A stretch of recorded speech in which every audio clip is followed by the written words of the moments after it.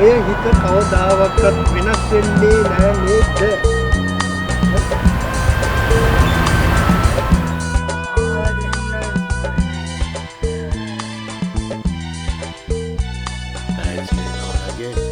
ලොකු පුතා ඇවිල්ලා.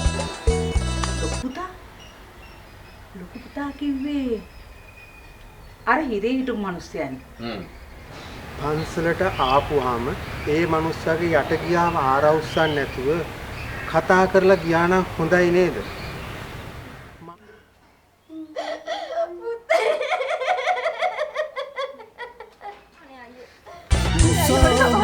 සුළඟේ වැදිලා කුරුළු කුඩුවක් බිඳිලා සුළඟ ගසාගෙන ගියදා පන්සලට යන්න.